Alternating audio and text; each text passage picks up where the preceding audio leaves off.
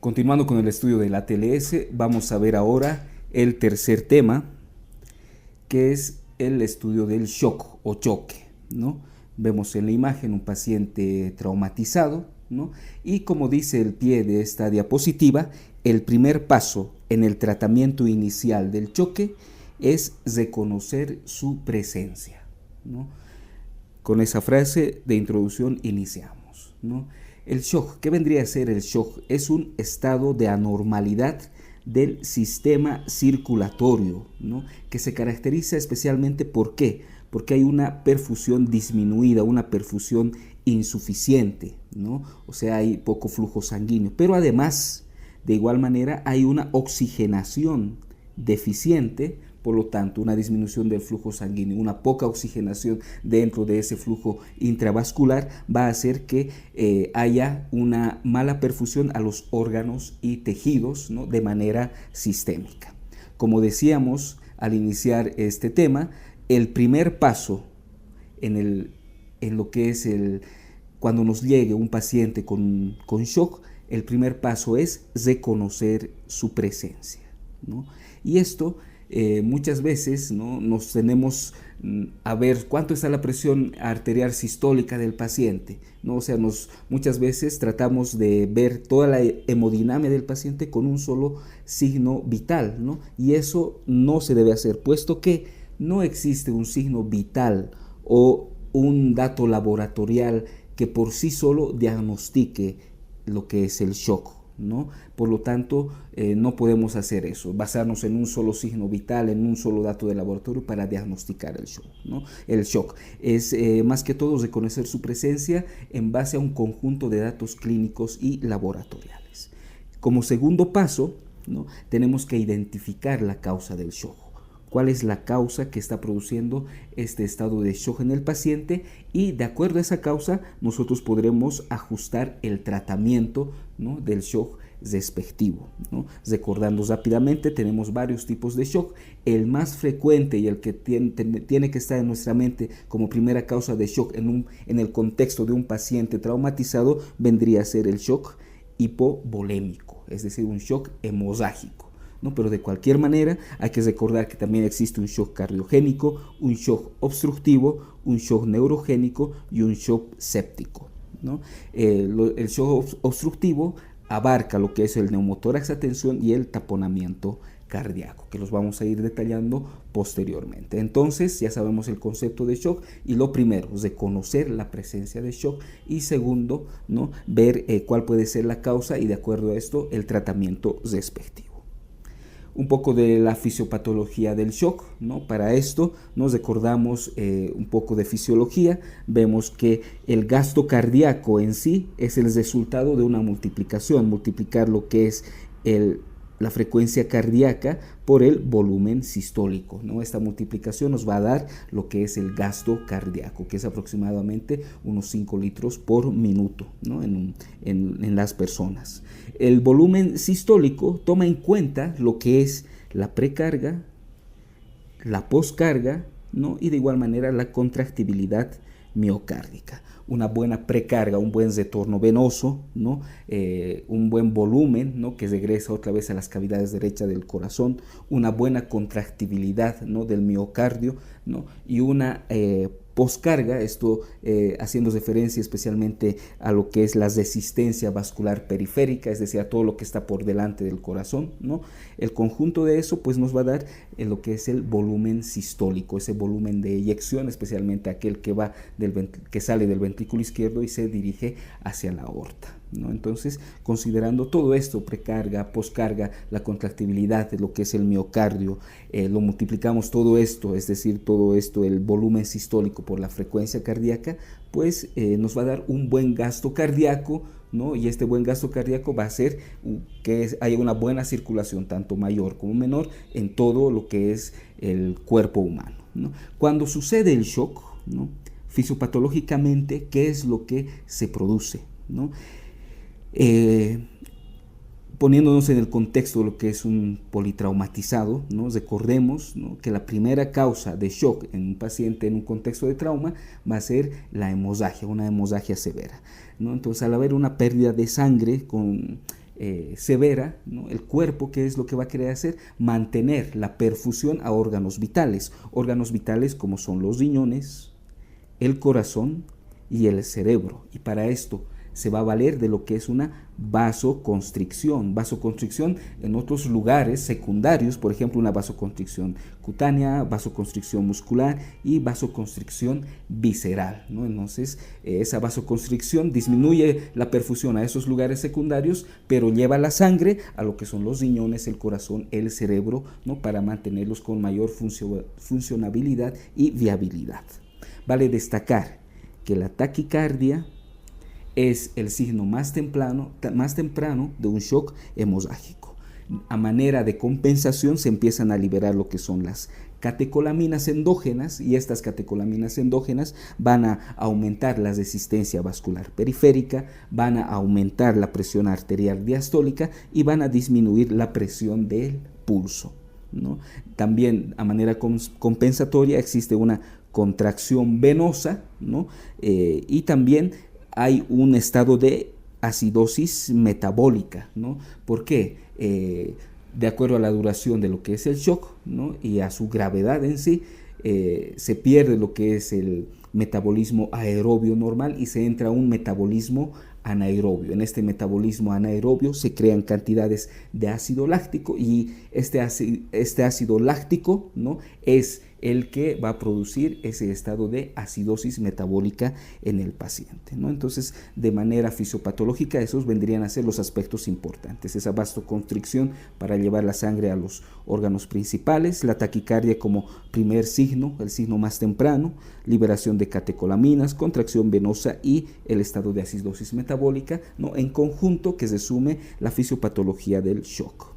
Bueno, evaluación inicial del paciente, el ABCDE, ¿no? Después de haber asegurado una vía aérea permeable, que el paciente tenga una buena ventilación, pues nos ocupamos de la letra C, la circulación, ¿no? Que es donde nosotros tenemos que evaluar el estado hemodinámico del paciente, ¿no? Recordemos otra vez la taquicardia como signo temprano, y de igual manera otro signo temprano importante es pues la vasoconstricción cutánea, y cuando hay vasoconstricción cutánea, la piel del paciente estará muy fría. Entonces, pacientes con mucha hemorragia, con piel fría y taquicárdicos, es muy probable que tengan un shock hemorrágico en primer lugar. Bueno, lo que decía anteriormente, no es solamente pedir cuánto está la presión arterial sistólica, ¿no? Y de acuerdo a eso ver si el paciente está grave, moderado o leve. No, un solo signo vital no nos da el diagnóstico. Más bien, si utilizamos solamente la presión arterial aislada como dato orientador, puede hacer que retrase esto el diagnóstico del shock en este paciente.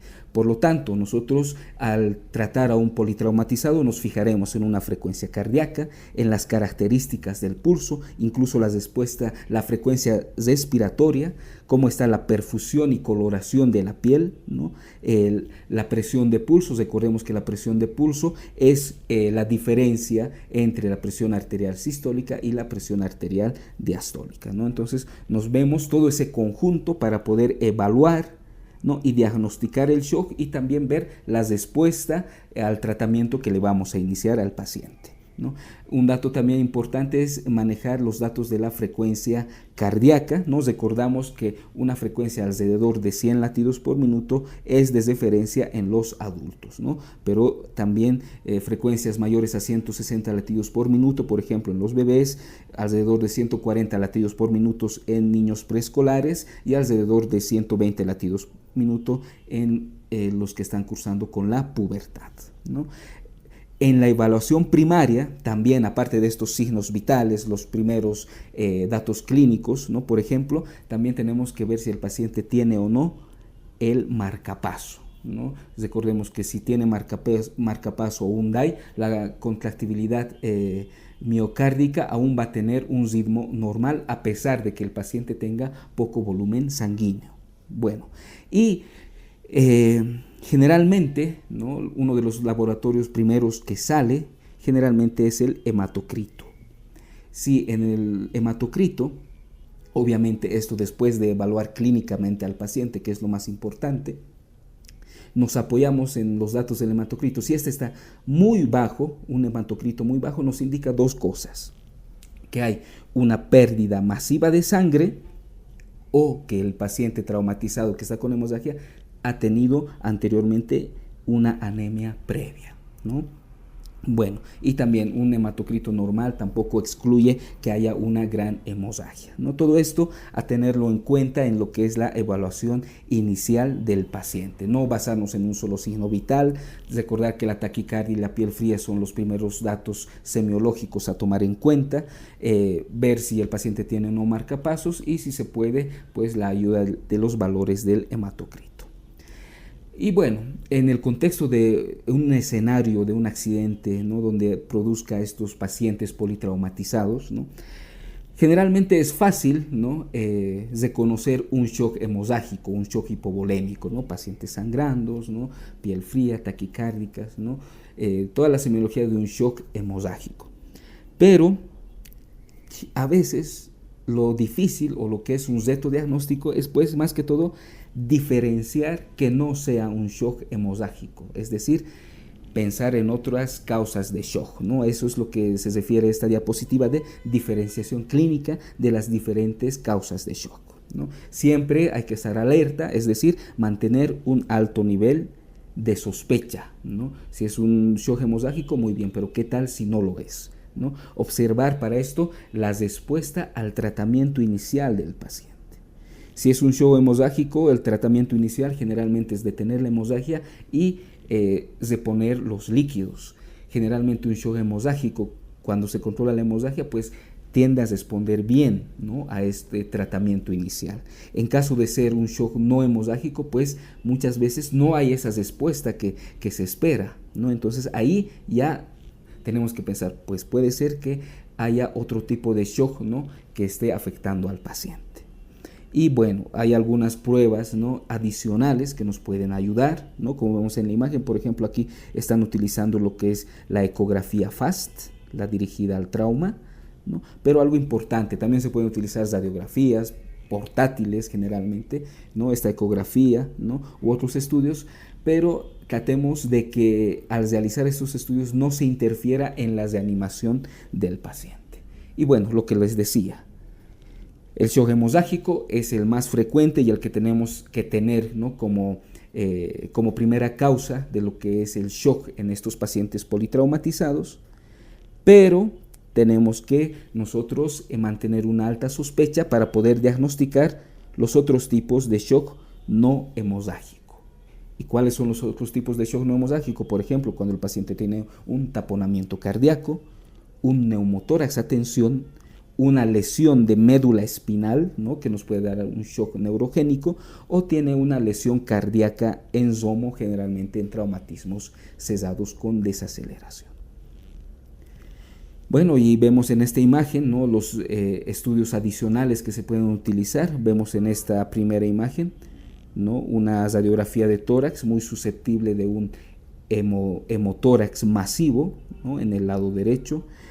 Las ecografías abdominales también se pueden utilizar, ¿no?, especialmente para ver lo que es el retroperitoneo, que no se estén juntando ahí cantidades excesivas de sangre, un hematoma retroperitoneal, por ejemplo, o una hemorragia retroperitoneal. Las fracturas de pelvis, ¿no?, como vemos en esta imagen, también fuente importante de sangrado retroperitoneal. Y las fracturas, y especialmente las fracturas de fémur, que tienden a ser las que más sangran, ¿no? Son estudios que hay que realizar siempre de manera rápida y sin interferir en la reanimación del paciente. Bueno, entonces, lo primero que vamos a hacer, miren, va a ser analizar el shock no hemorrágico, ¿no? Porque ya dijimos, el shock hemorrágico, pues lo vamos a detallar sí a profundidad, pero veremos en primer lugar el shock no hemorrágico. ¿Para qué? Para tenerlo en mente cuando tengamos algún paciente o nos enfrentemos a una pregunta tipo test, ¿no?, sobre este tema. Bueno, ¿cuándo debemos de pensar que el paciente tiene un shock de causa no hemorrágica? Generalmente el shock que tiene la causa hemorrágica mejora, ¿no?, con la terapia con fluidos, pero un shock hemorrágico generalmente puede mejorar transitoriamente ¿no? Con esta deposición de líquidos, o directamente no mejorar, ¿no? Entonces ahí, después de haberle administrado esa terapia inicial con líquidos y el paciente aún no mejora o mejora transitoriamente, pues es uno de los primeros datos, ¿no? Que nos tiene que hacer sospechar que el paciente pueda tener un shock no hemorrágico, ¿no? Y vamos a ver rápidamente y recordar lo que es el shock cardiogénico, por ejemplo. En el contexto de un politraumatizado se puede ver lesiones cardíacas en romo, ¿no? Especialmente en los accidentes de trauma cesado con desaceleración, ¿no? Son lesiones contusas dentro del miocardio, el taponamiento cardíaco, los émbolos de aire que ocluyen las arterias coronarias, el infarto agudo de miocardio, ¿no? Aunque en el contexto de un trauma no es tan frecuente, pero vale destacar que estos infartos agudos de miocardio en los ancianos y en los que consumen cocaína son generalmente más frecuentes. Y vale destacar que el uso de troponinas, por ejemplo, es decir, enzimas cardíacas, pues, pueden ayudar en el diagnóstico de este shock cardiogénico. Vamos a hablar un poco ahora de lo que es el del taponamiento cardíaco y del neumotórax a tensión. Estas dos patologías forman parte de lo que es el shock obstructivo. Bueno, empezamos hablando de lo que es el taponamiento cardíaco, ¿no? El taponamiento cardíaco, esa acumulación de líquido, ¿no? En el espacio pericárdico, generalmente puede suceder tanto en un trauma de tórax cesado como en un trauma de tórax abierto, pero generalmente ocurre con mayor frecuencia en un trauma de tórax abierto o penetrante, ¿no? ¿Qué datos clínicos nos va a dar un taponamiento cardíaco? Taquicardia, los ruidos cardíacos van a estar apagados, va a haber ingurgitación yugular y puede haber hipotensión en el paciente, ¿no? Y lo que decíamos anteriormente, no va a haber una buena respuesta con la terapia con fluidos iniciales, ¿no? Y aquí tenemos una triada, aparece una triada clásica, la triada de Beck: ruidos cardíacos hipofonéticos, ingurgitación yugular e hipotensión, son la triada clásica de lo que es el taponamiento cardíaco, pero muchas veces es difícil de poder identificar estos tres componentes. Y vale destacar que un neumotórax a tensión muchas veces va a tener una clínica similar o muy parecida a lo que es el taponamiento cardíaco. Obviamente el neumotórax de tensión, ¿no? Puede tener ingurgitación yugular, ¿no? Hipotensión, ¿no? Pero ya los datos van a señalarnos más a la parte del parénquima pulmonar. Y el taponamiento, como estamos viendo, va a tener esa hipotensión, ingurgitación yugular, y la semiología de esos ruidos cardíacos apagados pues ya nos lleva a pensar más en la parte del parénquima cardíaco. Ahora vamos a hablar de lo que es el neumotórax a tensión. Bueno, el neumotórax a tensión constituye una verdadera emergencia quirúrgica, ¿no? Puesto que por medio de un mecanismo de válvula, ¿no? Va a haber aire que se va a ir acumulando progresivamente dentro de lo que es el espacio pleural, ¿no? Y este acúmulo de aire, ¿no? Se va a poder lograr por este mecanismo de válvula. ¿Por qué? Porque con cada respiración, ¿no? Se acumula más aire dentro de esta cavidad pleural, pero este aire no puede volver a salir por ese mecanismo de válvula que les comentaba, ¿no? Entonces este acúmulo de aire va a hacer que la presión intrapleural aumente. Esto va a causar un colapso pulmonar, ¿no? Y también un desplazamiento del mediastino hacia el lado contrario. Este desplazamiento en algún momento hace que haya una rotación incluso cardíaca que obstruya más el desplazamiento, se va a obstruir lo que es el retorno venoso, ¿no? Y de esta manera se va a disminuir el gasto cardíaco, ¿no? Entonces, más o menos es lo que sucede en el neumotórax a tensión. Los primeros signos que nos pueden orientar es la taquipnea y la disnea. Vale destacar que el diagnóstico de un neumotórax a tensión es enteramente clínico, ¿no? Los datos semiológicos que nos tienen que ya diagnosticar en sí un neumotórax a tensión son la dificultad respiratoria, un enfisema subcutáneo palpable, los sonidos respiratorios disminuidos unilateralmente, es decir, en un solo campo pulmonar, ¿no? La hiperresonancia o hiperclaridad a lo que es la percusión de los campos pulmonares, ¿no? Y el desplazamiento de la tráquea, ¿no? Son los datos clínicos dentro de un contexto de trauma, ¿no?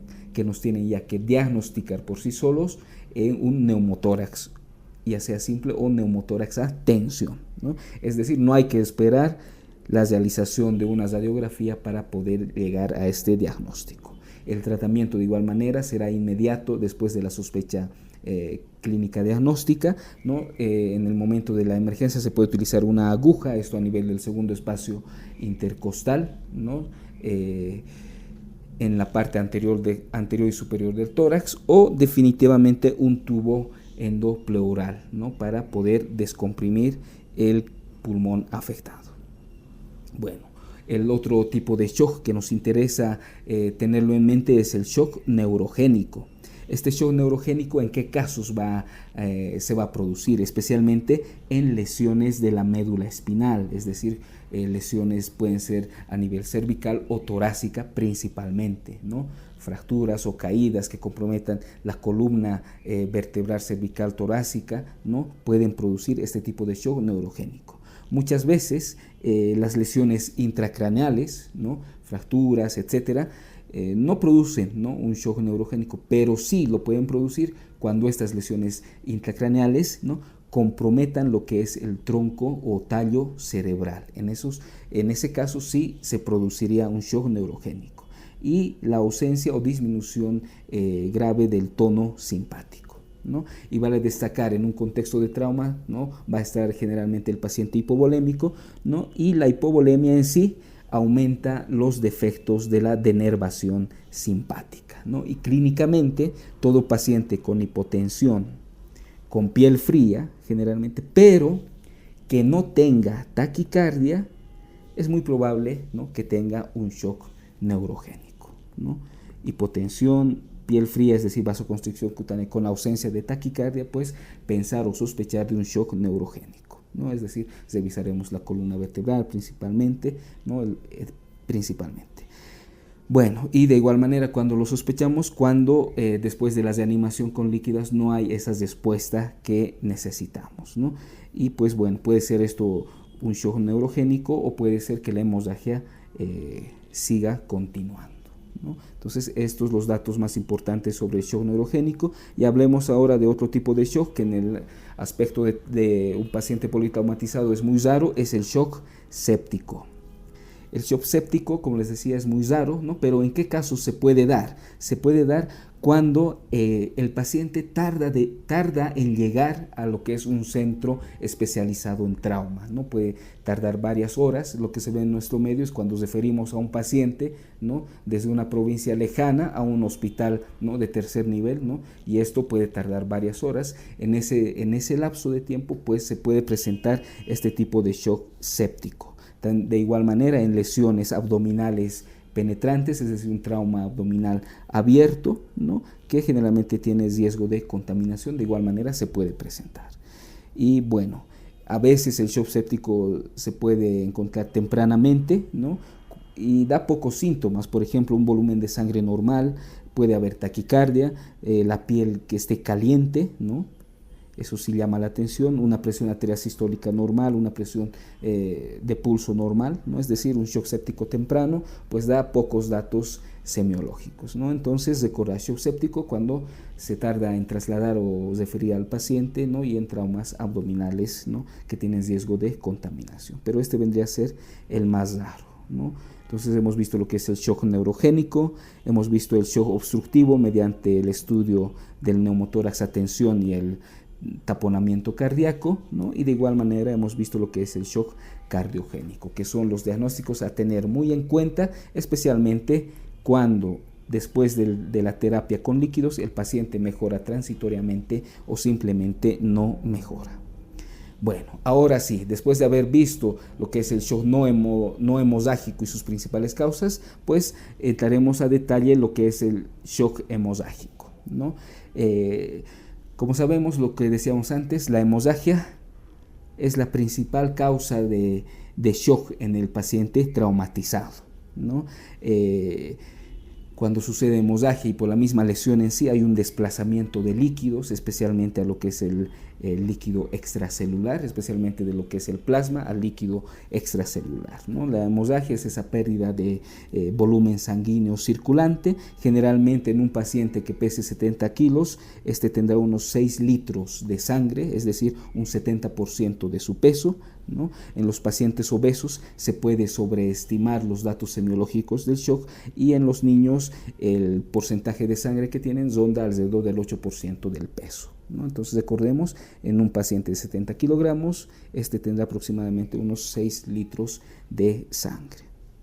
Bueno, la clasificación fisiológica, ¿no? La clasificación fisiológica del shock, ¿no? De acuerdo a los signos y síntomas, ¿no? De la hemorragia, se divide en 4 clases, ¿no?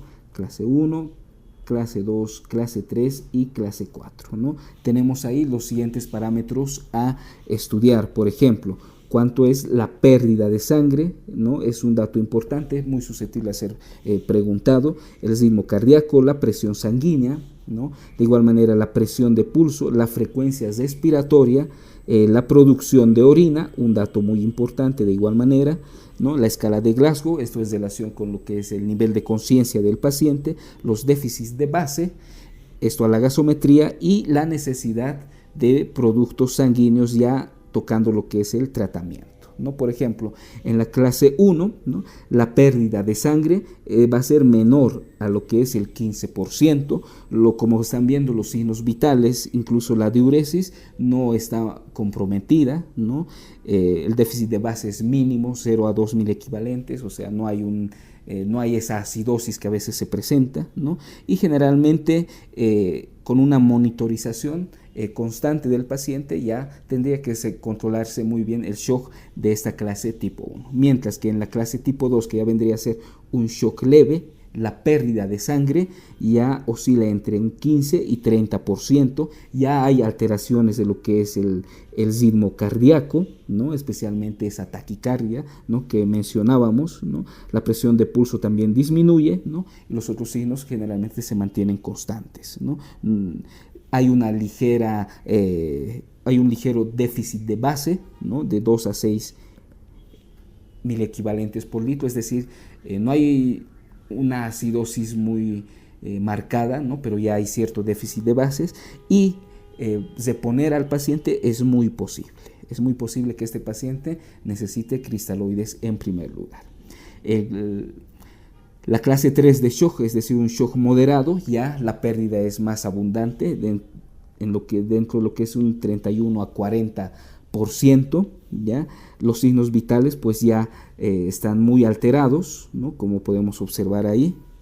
Incluso lo que es la diuresis urinaria también disminuye, ¿no? Y en este caso sí, la necesidad, ¿no? de la reperfusión con líquidos ya es evidente. Y en la clase 4 del shock, un shock muy grave, la pérdida ya es mayor al 40%, ¿no? La mayoría de los datos de los signos vitales, diuresis, etcétera, están alterados, ¿no? Francamente ya hay un déficit de base, es decir, hay esa situación de acidosis metabólica, y en este caso sí o sí es muy necesaria la infusión de líquidos, ¿no? Esa reanimación con líquidos, incluso pensar en una transfusión masiva, ¿no? En este tipo de pacientes, ¿no? Entonces, esta es la clasificación fisiológica del shock, una clasificación más exacta de acuerdo a la pérdida, al porcentaje de pérdida sanguínea, clase 1, 2, 3 y 4. Bueno, factores confusos que pueden confundir y nosotros tenemos que diagnosticar rápidamente, ¿no? ¿Por qué? Porque nos pueden enmascarar algunos signos clínicos tempranos del shock, por ejemplo, la edad, especialmente en los pacientes ancianos, ¿no? La gravedad de la lesión, el lapso de tiempo entre la lesión y el tratamiento, si es que se le ha administrado al paciente fluidos prehospitalarios, es decir, en el transcurso de su llegada al hospital de tercer nivel o al centro de trauma, si es que le han puesto vía o no, la Si el paciente tiene medicación crónica, por ejemplo, si toma beta bloqueantes, por ejemplo, calcio antagonistas, etcétera, esto puede dar datos erróneos en los signos vitales y el control del shock, ¿no? Es muy importante no esperar la clasificación fisiológica exacta que habíamos visto, ¿no? Anteriormente, clasificarlo en un shock de clase 1, 2, 3 o 4, pues porque tomaría mucho tiempo. Entonces el tratamiento, ¿no? El diagnóstico y el tratamiento tienen que ser rápidos, ¿no? Y el objetivo generalmente es pues iniciar el control de la hemorragia, controlar la fuente de hemorragia en primer lugar y también adjuntamente a esto la administración de fluidos, ¿no? Ante los primeros síntomas y signos de shock, no solamente cuando la presión arterial sistólica esté elevada, ¿no? Sino ante los primeros signos de shock, recordemos la taquicardia y esa piel fría principalmente, todo esto dentro de un contexto de un trauma. Bueno, vamos a ver que también, ¿no? La distribución de los líquidos en sí también cambia, no solamente por la hemorragia, sino por la lesión de tejidos blandos, ¿no? Bueno, es decir, adyacente a la hemorragia que tenemos, también por la pérdida de líquidos o cuando la sangre se va distribuyendo, por ejemplo, en esos tejidos extravasculares, ¿no? También hay un desbalance de líquidos. Bueno, vamos a empezar un poco por las pérdidas sanguíneas en el lugar de lesión.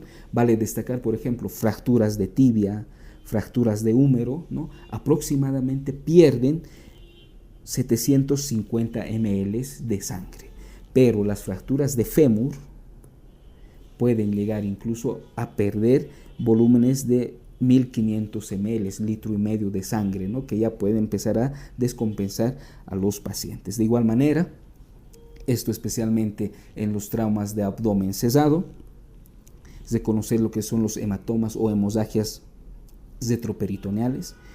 Recordar también que las fracturas de pelvis pueden dar una hemorragia retroperitoneal que puede pasar desapercibida, ¿no? Entonces, la pérdida de sangre en el lugar de lesión, recordar estos aspectos, ¿no? Los obesos, por tener mucho tejido celular subcutáneo, ¿no? La sangre se puede diseminar, ¿no? En ese tejido y pues generalmente los obesos tienen una pérdida extensa de sangre, ¿no? En relación a este tejido blando que tienen. En los ancianos, ¿no? Al tener una piel frágil, ¿no?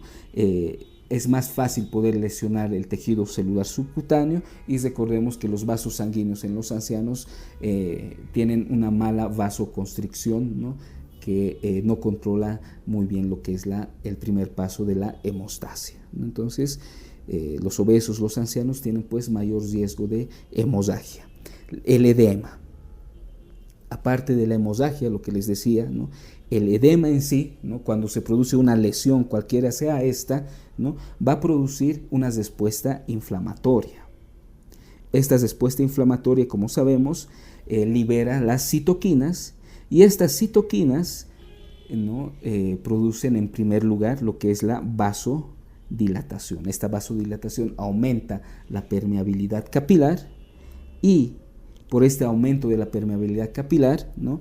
El líquido que está en el plasma va a pasar al líquido extracelular. Por lo tanto, ese flujo intravascular, ¿no? Al perder todavía por esa reacción inflamatoria más líquido que pasa del plasma al líquido extracelular, pues va a haber una mayor disminución del flujo intravascular, lo que va a agravar aún más el estado de shock del paciente.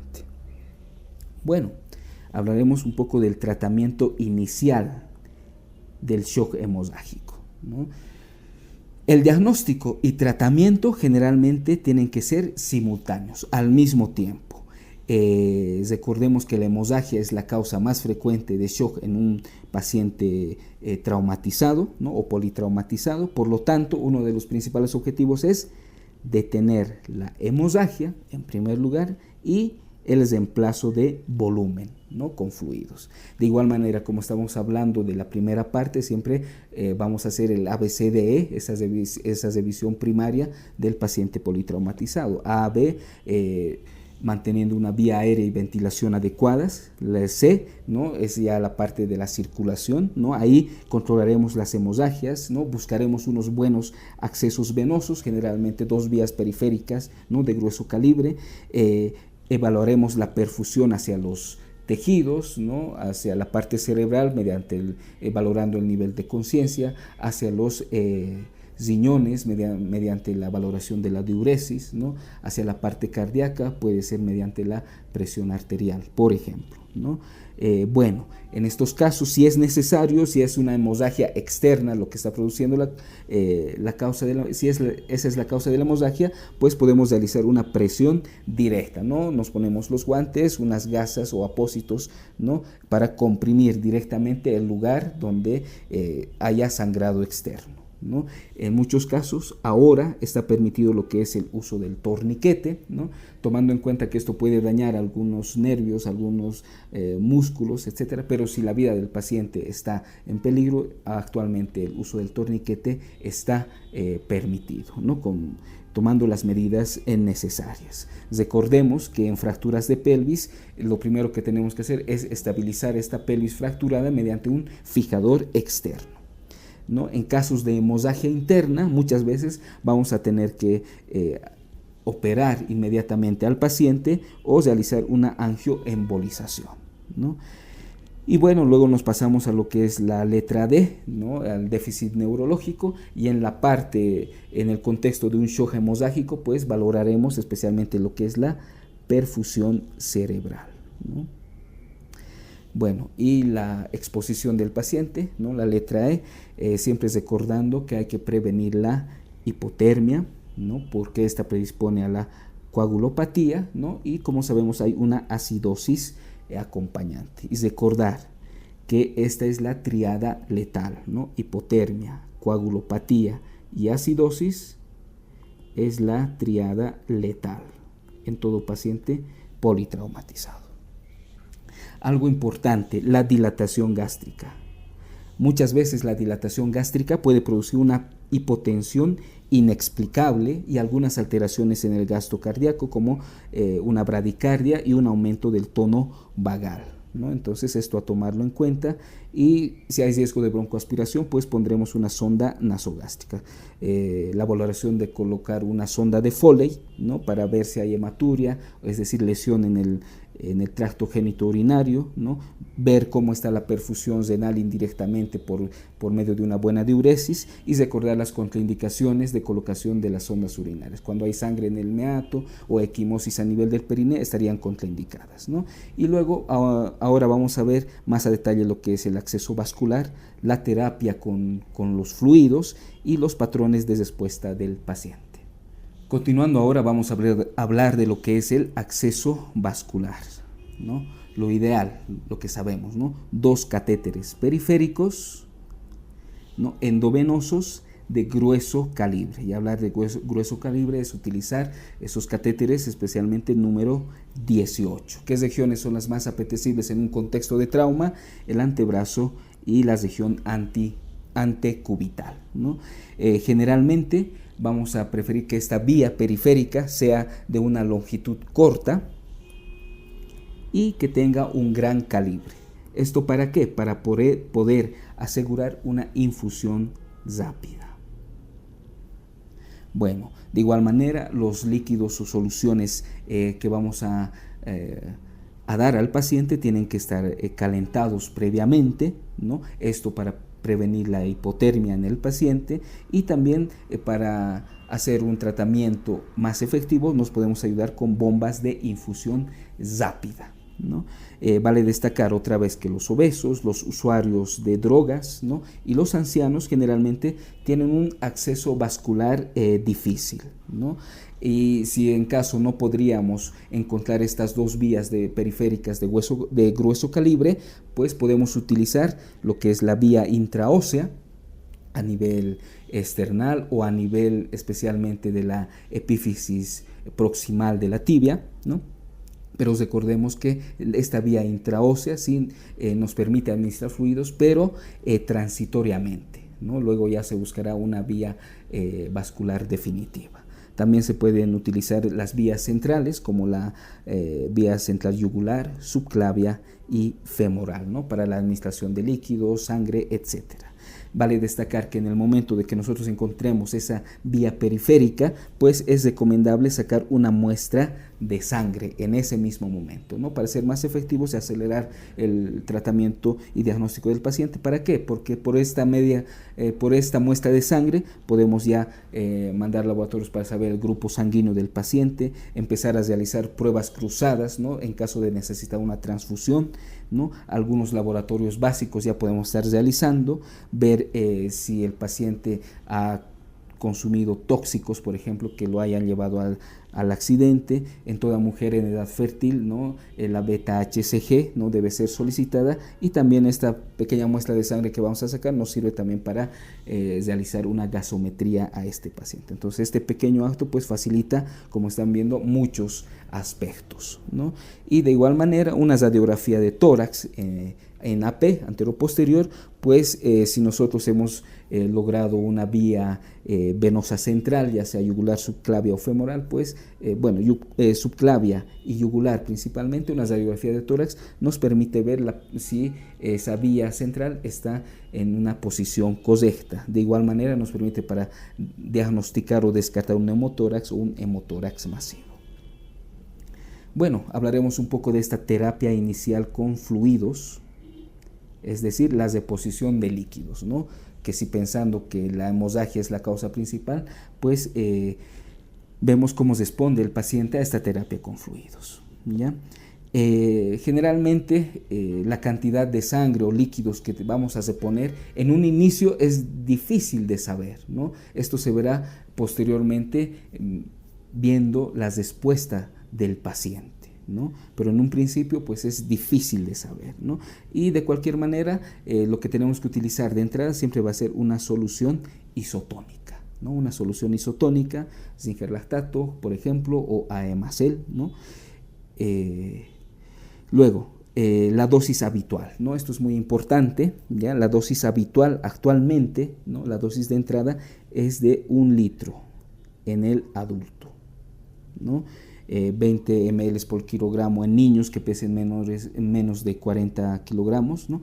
Pero en el adulto es actualmente de 1 litro. Recordemos que antiguamente en las ediciones anteriores de la TLS se recomendaba entrar con dosis inicial de 2 litros. Ahora no, 1 litro de dosis habitual en los adultos. Los volúmenes absolutos, es decir, la terapia final, ¿no?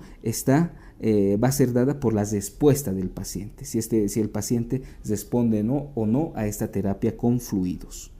De cualquier manera hay que verificar, ¿no? La perfusión adecuada que le estamos dando al paciente, ¿no?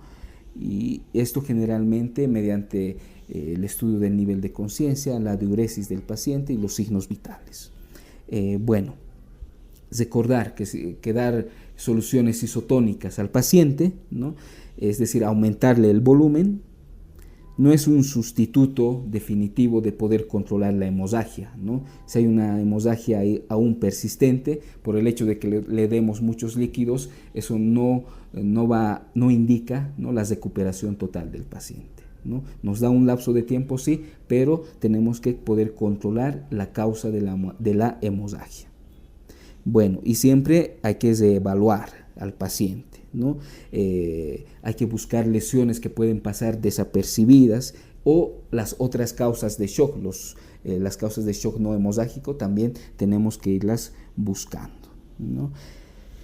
Y es importante en primer lugar controlar el sangrado, ¿no? Imaginemos que nosotros no hemos controlado el sangrado y le hemos dado mucho volumen al paciente, ¿no? Entonces ya está bien, va a aumentar la presión arterial en este paciente, ¿no? Pero si el sangrado no está controlado por ese aumento de presión arterial, ¿no? El sangrado puede aumentar, ¿no? Entonces esto es importante recordar, controlar primero el sangrado, ¿no? Antes de administrar muchas soluciones, ¿no? Actualmente se habla de lo que es la reanimación controlada o reanimación equilibrada, ¿no? Que consiste en aceptar una presión arterial un poco por debajo de lo normal, ¿no? Valores bajos, ligeramente bajos, ¿no? Es decir, buscamos una hipotensión permisiva al paciente, que esto nos sirva como puente, ¿no? Para poder nosotros controlar quirúrgicamente o de controlar definitivamente la causa del sangrado de este paciente, o mediante transfusiones de productos sanguíneos poder controlar definitivamente, ¿no? a este paciente, ¿no? Como están viendo, si buscamos en primera entrada una hipotensión permisiva, ¿no? Que el paciente pueda estar hemodinámicamente estable con esto, ¿no? Hasta antes, ¿no? de poder controlar definitivamente su sangrado, ¿no? Pues recordemos, ¿no? Controlar el sangrado y no dar mucho volumen, ¿no? Antes de esto, porque se puede agravar, ¿no? La hemorragia. Bueno, medición de la respuesta a la terapia con fluidos. ¿Cómo sabemos si el paciente está respondiendo o no está respondiendo a estos fluidos que les hemos dado? Mediante que hay que fijarse un conjunto de datos, por ejemplo, la presión arterial, la presión de pulso, la frecuencia cardíaca y las características del pulso, ¿no? Y un dato muy importante que nos indica si hay buena respuesta o no es pues la producción de orina, que indirectamente nos daría el dato de que hay una adecuada perfusión renal, ¿no? Que le está llegando buena cantidad de sangre al riñón y que esto le permite aún producir una orina normal, ¿no? En los adultos esta diuresis horaria, ¿no? Es de 0,5 ml por kilogramo hora, ¿no? Ese valor tienen que recordarlo porque es susceptible a ser preguntado, y recordar de igual manera que la diuresis horaria en pediátricos es de 1 ml y en niños menores de 1 año tiene que ser de 2 ml kilogramo por hora. ¿Qué es lo que pasa si no hay diuresis, ¿no? Hemos puesto volúmenes buena cantidad de volumen al paciente y aún así el paciente no orina. Eso nos tiene que hacer pensar en primer lugar que hay una reanimación con fluidos inadecuada, ¿ya?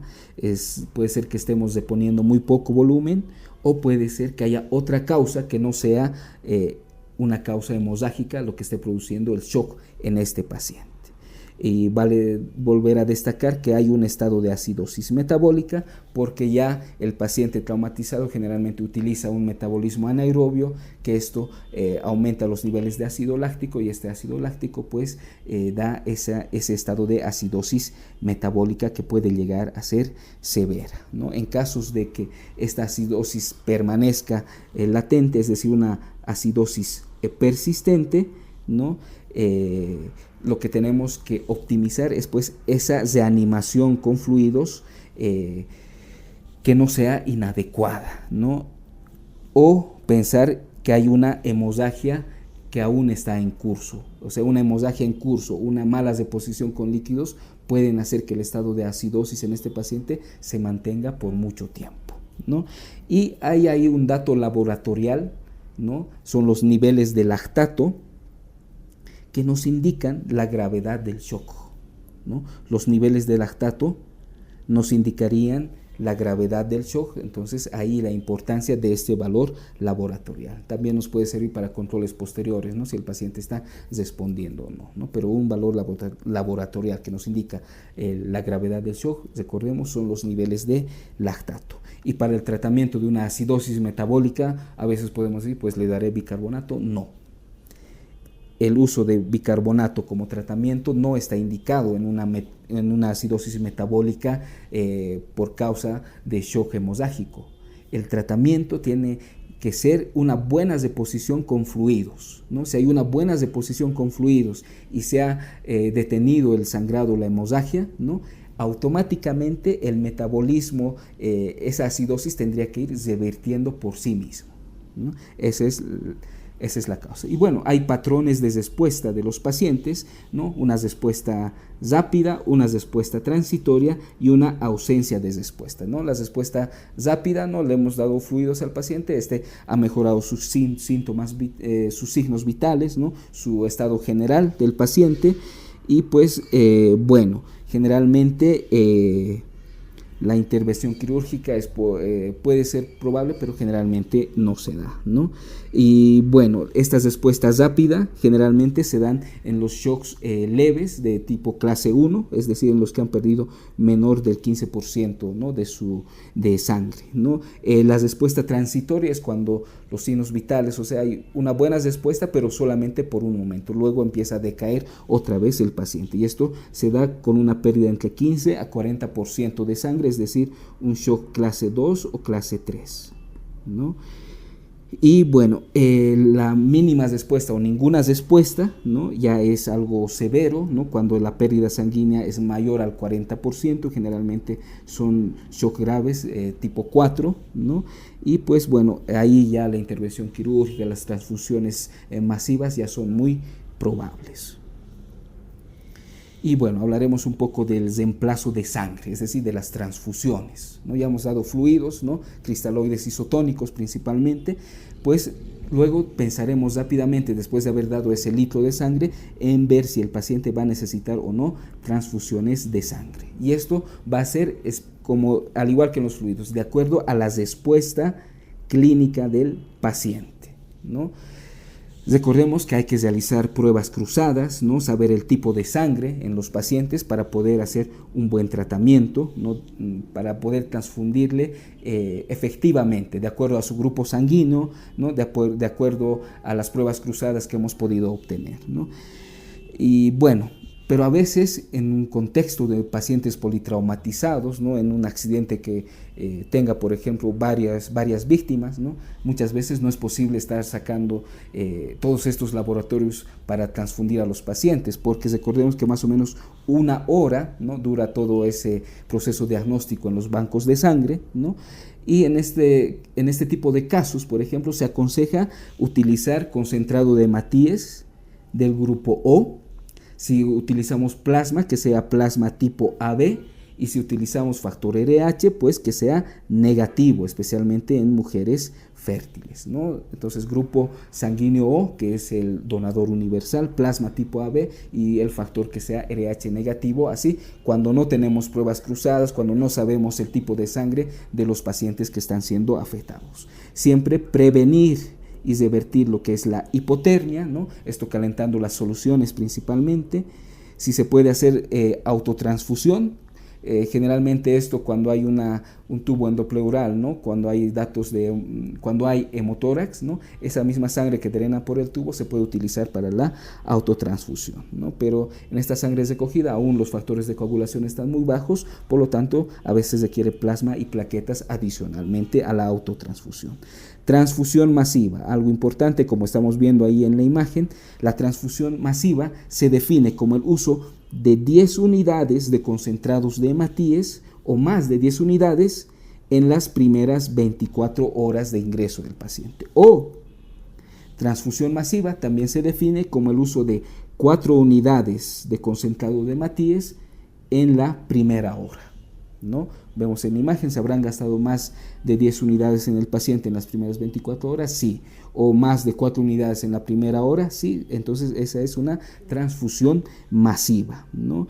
Y generalmente buscaremos una administración temprana, ¿no?, de esta transfusión masiva y equilibrada entre concentrado de hematíes, plasma y plaquetas, ¿no? ¿Todo esto para qué? ¿Para qué sirve esta transfusión masiva? Para evitar la triada letal, evitar lo que es la hipotermia, ¿no?, evitar lo que es la coagulopatía y evitar la acidosis, ¿no?, los 3 componentes de la triada letal.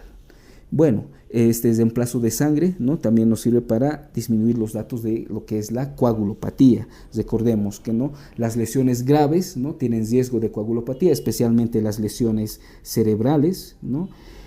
Muchas veces en esta hemorragia se consumen muchos factores de la coagulación, ¿no? Esto predispone también a las coagulopatías, ¿no? La deposición masiva con líquidos diluye el plasma, diluye los factores de coagulación, ¿no?, predispone también a una coagulopatía, y la hipotermia, ¿no?, disminuye lo que es la agregación plaquetaria y aumenta la actividad de la cascada de coagulación. Todo esto nos llevaría a un estado de coagulopatía temprana en los pacientes, ¿no?, politraumatizados.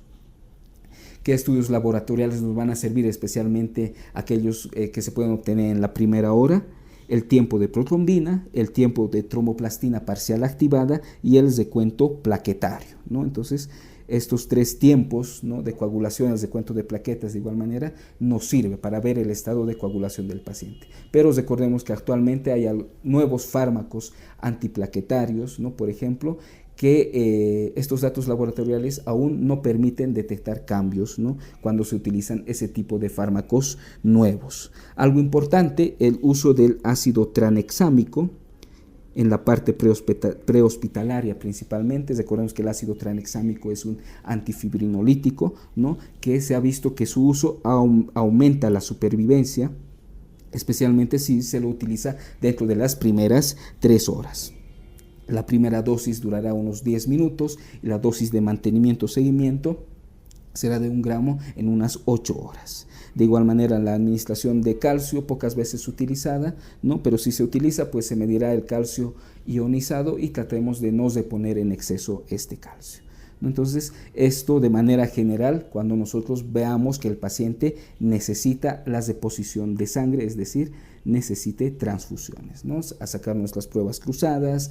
Si no sabemos el tipo de sangre, pues ya sabemos grupo O, ¿no?, plasma AB, ¿no?, o RH negativo, ¿no?, prevenir siempre la hipotermia, ver si el paciente está necesitando una transfusión masiva, ¿no?, y el riesgo de coagulopatía que tenemos que evaluarlo, ¿no?, por algún medio de laboratorios, y el uso de ácido tranexámico, que actualmente está recomendado porque aumenta la supervivencia. Bueno, y algunas consideraciones especiales a tener en cuenta, pues la equiparación de sangre con la presión arterial y el gasto cardíaco. Es un error, ¿no?, solamente confiarnos de los valores de presión arterial, ¿no?, para correlacionarlo con el gasto cardíaco, ¿no? Hay una ley de Ohm, como pueden verla aquí, ¿no? La presión arterial es igual al gasto cardíaco por la resistencia vascular periférica. Si tomamos solo el gasto cardíaco como referencia y no tomamos también lo que es la resistencia vascular periférica, no vamos a tener un valor fidedigno de presión arterial, ¿no? Entonces, como hemos dicho, la evaluación del shock tiene que ser algo en conjunto. La edad avanzada, de igual manera, pues puede crear confusiones, ¿no?, en el momento de evaluar a los pacientes con shock. Bueno, entonces la edad avanzada, ¿no?, es decir, en los ancianos, ¿no?, hay que tomar en cuenta que en sí este tipo de pacientes ya tienen una actividad simpática disminuida, ¿no? Esto hace que haya poca actividad de los receptores para las catecolaminas, por lo tanto no van a poder tener una respuesta en su frecuencia cardíaca o en la contractibilidad cardíaca adecuadas. De igual manera, los vasos ateroscleróticos disminuyen esa vasoconstricción, ¿no?, que inicia el proceso de hemostasia. Generalmente son pacientes ancianos que consumen muchos diuréticos de manera crónica o tienen datos de desnutrición, lo cual disminuye el volumen sanguíneo preexistente en este tipo de ancianos, ¿no? De igual manera, hay una mala tolerancia a la hipotensión. Por ejemplo, en un anciano que tenga una presión arterial sistólica de 100, ¿no?, que en un adulto normal sería todavía aceptable, en un anciano una presión arterial de 100 ya puede significar que esté en un estado de shock. Algunos pacientes ancianos toman beta bloqueantes y estos beta bloqueantes pueden enmascarar en un inicio la taquicardia inicial que se presenta, ¿no?, en los estados de shock hemorrágico. De igual manera, no hay que dar muchos fluidos en exceso, ¿no?, al paciente, es evitar la restauración elevada de volúmenes, esto monitorizando constantemente a estos ancianos, ¿no?, que puedan estar en estado de shock. De igual manera, la distensión pulmonar en los ancianos está disminuida. Hay una disminución de la difusión de gases pulmonares normalmente en los ancianos. Los músculos respiratorios tienen una función ya disminuida en los ancianos, por lo tanto todo esto hace que aumente el riesgo de hipoxia o que ésta se presente más rápidamente. De igual manera, los riñones son más susceptibles, ¿no?, a la hipoperfusión que se pueda obtener.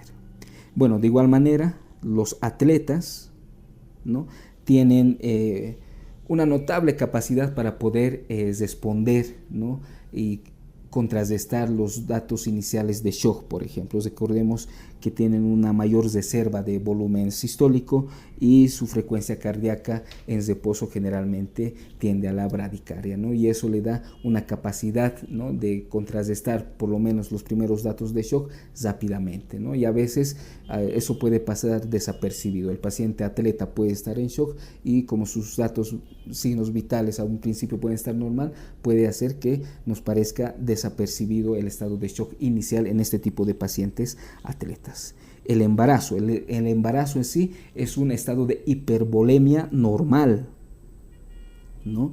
Por lo tanto, en una paciente embarazada se necesitará mucha pérdida de sangre, ¿no?, para que los datos clínicos de shock aparezcan, ¿no? Y de cualquier manera, en toda paciente embarazada, ¿no?, tenemos que pedir en toda mujer fértil su prueba de embarazo. ¿Por qué? Porque hay riesgo de una hipoperfusión fetal, ¿no?, en este tipo de pacientes. Los medicamentos, ¿no?, que tenemos que considerar, ¿no?, que pueden alterar los datos clínicos o semiológicos del estado de shock: los beta bloqueantes, antagonistas de calcio, ¿no?, las dosis elevadas de insulina, ¿no?, el uso de diuréticos crónicos que además producen hipopotasemia y el uso de AINES crónicos que alteran la función de las plaquetas, por ejemplo. De igual manera, el estado de hipotermia, cuando se une a un shock hemorrágico, pues puede dar respuestas inadecuadas al tratamiento, ¿no? Hay mayor riesgo de coagulopatía cuando hay hipotermia en el paciente. Recordemos que además, si el paciente está consumiendo alcohol, este alcohol causa vasodilatación y esto produce temperaturas disminuidas en el paciente y esto le puede predisponer a la hipotensión. Y muchas veces los pacientes que han consumido alcohol son los que más accidentes tienen, ¿no? Bueno, utilizar siempre calentadores, ¿no?, para los fluidos especialmente, ¿no? Hay lo que se llama el calentamiento del núcleo, medidas de calentamiento del núcleo, de calentamiento central, por ejemplo, la irrigación de las cavidades peritoneal y torácica, utilizar soluciones que estén calentadas alrededor de 39 grados centígrados, ¿no? La derivación extracorpórea son técnicas de calentamiento del núcleo. Y lo importante es la prevención, ¿no?, prevención de la hipotermia. Y bueno, a veces los pacientes utilizan marcapasos o utilizan dispositivos automáticos implantables. En este caso, la contractibilidad y la frecuencia cardíaca van a estar conservadas, aunque el volumen sanguíneo del paciente por la hemorragia esté disminuido, ¿no? Eso también hay que tomarlo en cuenta. Y bueno, ya hemos diagnosticado, hemos tratado, hemos puesto los fluidos necesarios al paciente, hemos visto si responde o no, si es necesario le hemos puesto sangre, ¿no? Entonces, algo importante, ¿no?, si ha mejorado el paciente, pues no es dejarlo ahí, sino hay que hacer una reevaluación constante, ¿no?, del paciente y ver que no presente complicaciones. ¿Cuál es la complicación más común del shock hemorrágico? Es el reemplazo inadecuado de volumen. O le hemos dado muy poco volumen y no responde, o le hemos dado mucho volumen, ¿no?, y hemos aumentado la hemorragia o hemos producido otros cambios en otros sectores anatómicos del paciente, ¿no? Entonces, por ejemplo, si la hemorragia continúa, entonces es probable que no hayamos diagnosticado bien la fuente de esta hemorragia, entonces hay que seguir investigando. ¿Qué tal si es una hemorragia retroperitoneal y no nos hemos dado cuenta, ¿no? Muchas veces en estos casos va a ser necesaria una cirugía inmediata para poder diagnosticar y tratar esa causa de la hemorragia.